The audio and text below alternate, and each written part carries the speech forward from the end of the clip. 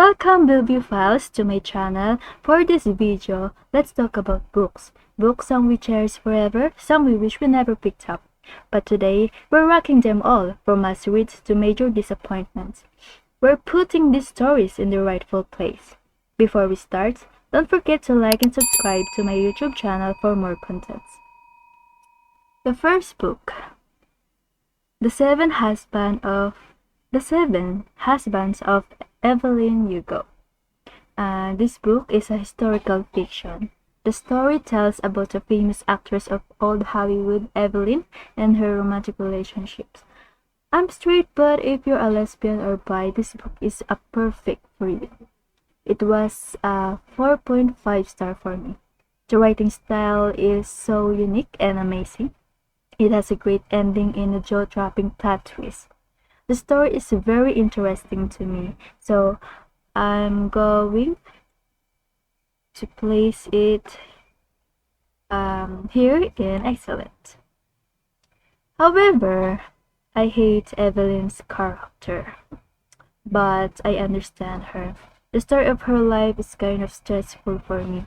Also, it has a repetitive plot. It's obvious because of the title, but it's just okay. I love the drama in this story, and I'm attached to the characters. Next is Jane Eyre. A gothic romance book. It has a great life lesson and plot twist that I really like about this book. Inspiring, educational, life-changing, and unforgettable. The atmosphere of the story scared me, but it's good. Jane Eyre was beautifully written. For me, Jane Eyre is the #1 best classic literature that I ever read so far. It's a masterpiece. It made me cry, and this book is so relatable. Jane Eyre is so relatable. I see my perspective to her. Also, in the first chapters of the book, it reminds me of the first book of Harry Potter. This book is so a masterpiece. Next is Persuasion. This is just okay. English is not my native language. When I'm reading this book, I can understand the wording of this book. I use Google and dictionary in order to fully understand the deep English wording of this book. I read a lot of romance when I was a teenager, so the plot is kind of common to me. And I didn't enjoy it very well. I ended up DNF this book, but I still finished the story because I searched the summary on Google and enjoyed the summary. Persuasion is good, but I think it's just okay. The good thing is that it focuses on social class and status, which is kind of, nice. Next is Greek mythology. I'm gonna put it here.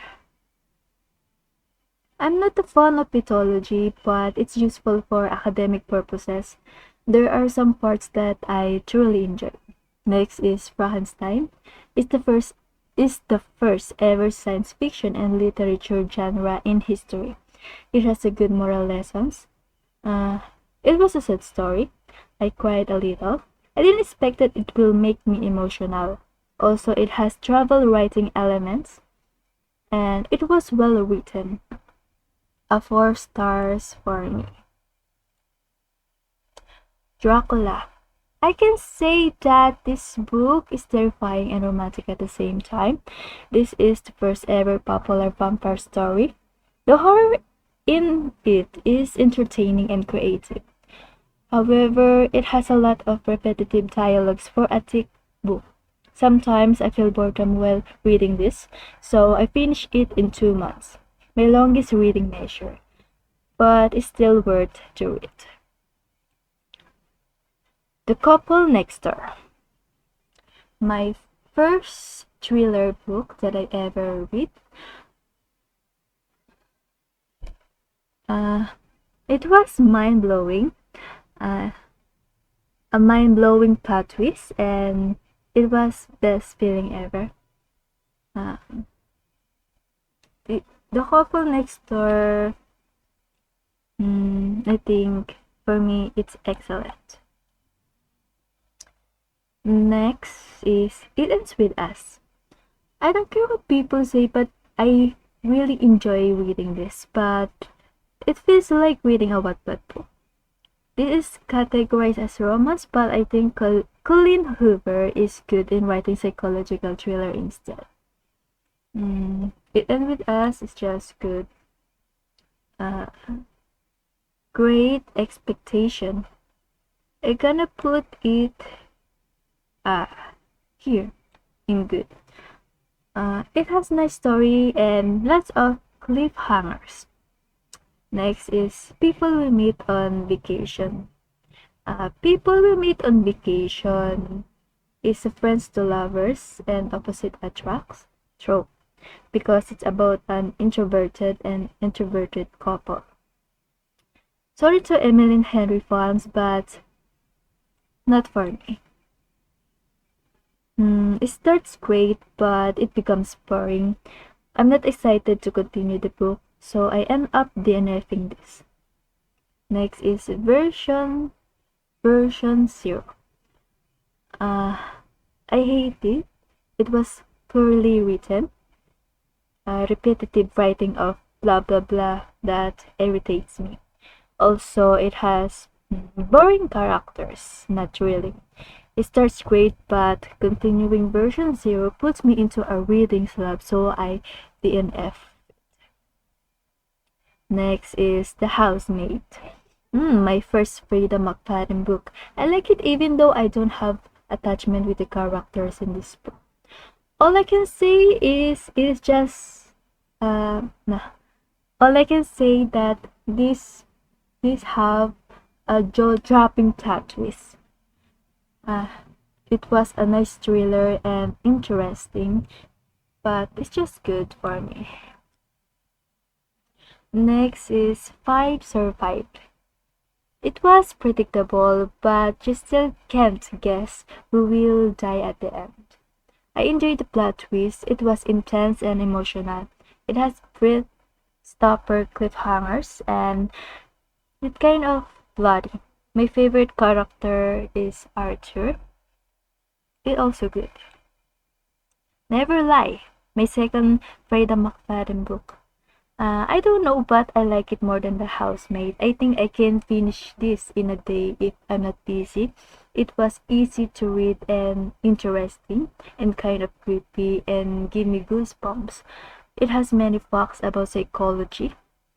This is the first book that I annotated. It was excellent. It has unpredictable plot twists than The Housemaid. Next is The Reappearance of Rachel Price. This book is a thriller by Holly Jackson. This thriller is unique for me because of documentary elements that the author used. You will know when you read this. The story focuses on family issues. Some parts are predictable, but the entire book are puzzling. It was shocking. I gasped many times while reading this. So, I'm gonna put it in excellent. Next is The Book Thief. It was uniquely and beautifully written. It was a tearjerker. I cried in this book. The story happens in Nazi era in Germany during World War II. So this book is also educational. I learned many German words while reading this and I become aware of German history. I like it. Excellent. Oh, now let's talk about Harry Potter series. So what's up, Potterheads? This is my most favorite fantasy that I ever read. I'm addicted with this series, my top one. All are masterpieces, except the Course Child.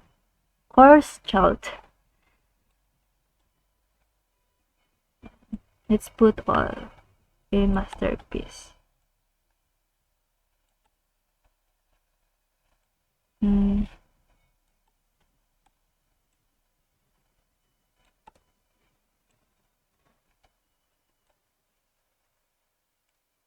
The core child is just excellent.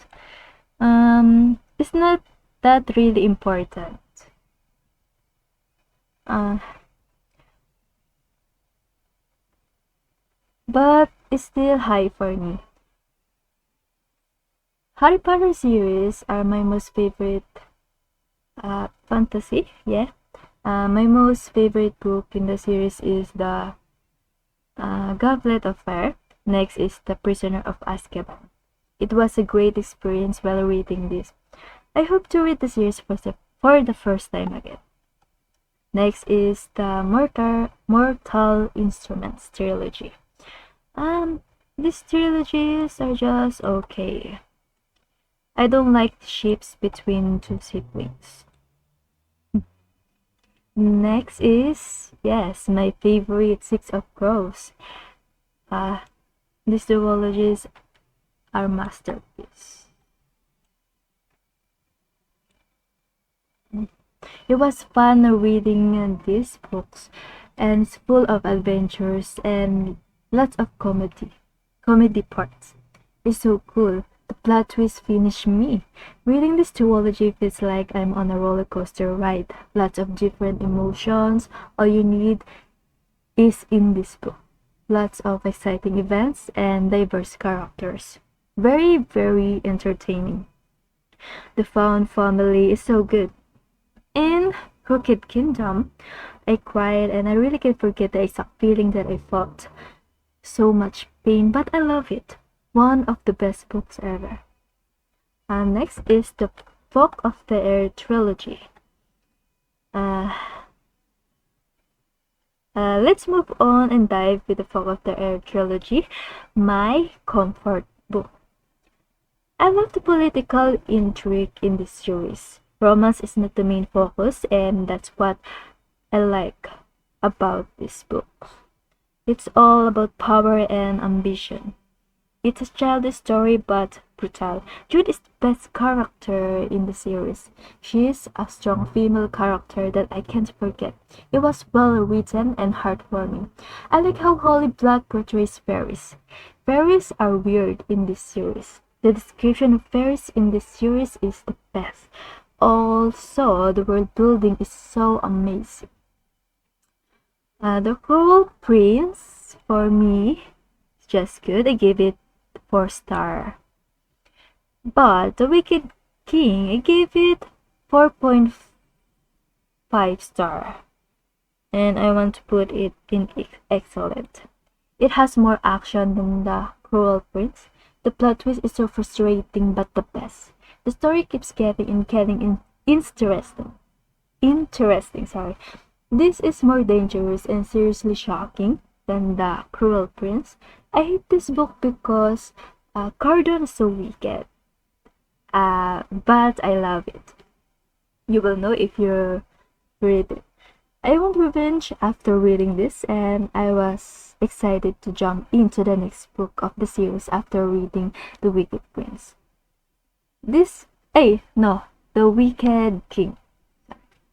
And this is a political fantasy, not a romance, but I fell in love with Jude and Cardon sub-romance plot. For The Queen of Nothing, it's getting better and better also. My most favorite book from the Fog of the Air trilogy, also excellent. It's a page-turner and addicting, so magical and beautiful. Thrilling and lots of plot twists. It was about war versus truth, and it's so cool. It was really, really well written and not boring. It gives me hope to reach my dream because Jude is a really ambitious character. It was dedicated to labor Bardugos, so expect the story to have the same vibe as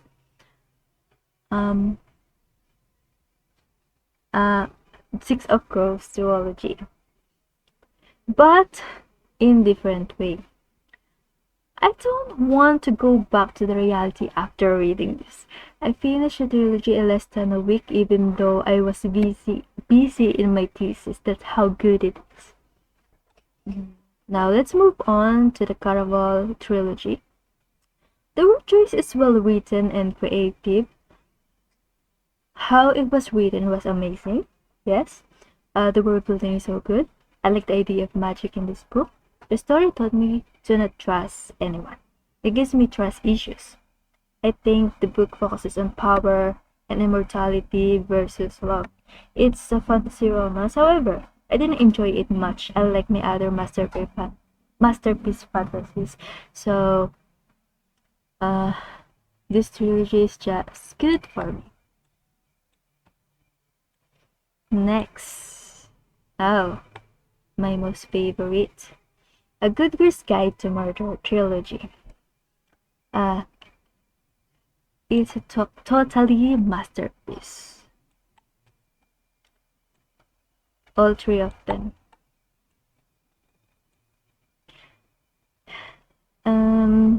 It was the trilogy that made me into thrillers. I can't put down this trilogy while reading it. This book is so addicting, a page turner. The first book, I finished it in 5 days straight. It's getting better and better. The plot is so complex. I love the details, and I can say that it's a jaw-dropping, mind-blowing, and breathtaking book. The sub-romance makes me smile. It's kind of cute. Good Girl, Bad Blood is a bit traumatizing, but As Good as Dead is more traumatizing. It has a lot of twists. I read the second book in 4 days straight. The third book is getting darker and darker. It's creepier than its prequels. There are so many intense scenes that makes me exhausted. It's a page turner. Everything changed in the third book. I'm obsessed. The ending is a cliffhanger, but it makes the story great. I'd advise you to I'd advise you to ready your tissue because it made me cry. For the last trilogy, I hate this series. Avatar is Beauty and the Beast retelling. It was boring, but the last 100 pages are amazing. I was disappointed about the villain of this book. I don't like Grease and I don't get the hype even though I read Akoma.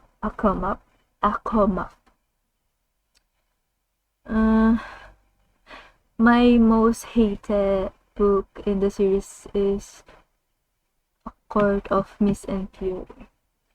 Because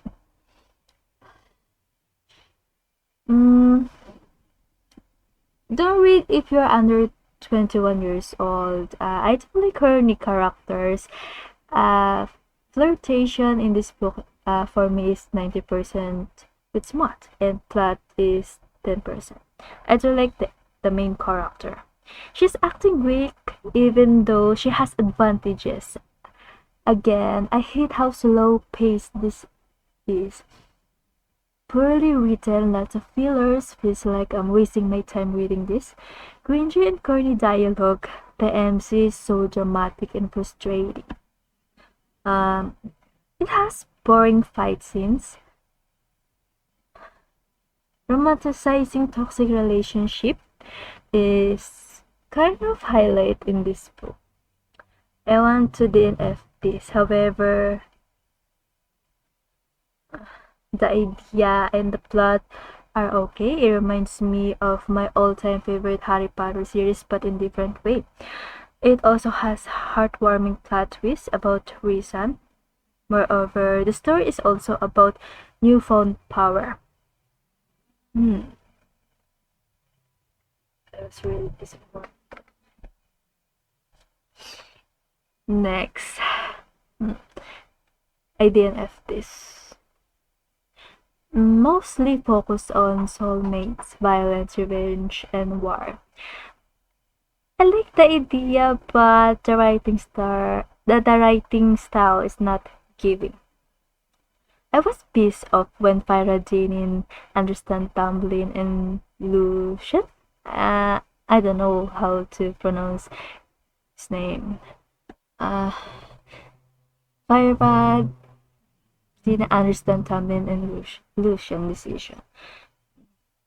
These men, both carrying big responsibilities in their land and people, both experience panic, trauma, and desperation. They risk everything with Hybern because they love her and want her back so badly. Tamlin and Lucian just being fair with Hybern because it's a bargain between fairies. Tamlin is also a good High Lord in his court, in my opinion. Her is so emotional and nadampas. She's somewhat lacking maturity. She didn't even think that reason is more toxic at the first place. She badly needs a therapist. I didn't expect anything good in this book because I hate the second book. Has lots of redundancy and fillers that are annoying as hell. Narration, dialogue, and fights are boring. Feels like I'm suffering from reading this book. I can't even attach to the characters. The story could be great if other authors rewrite it. So I'm gonna put it.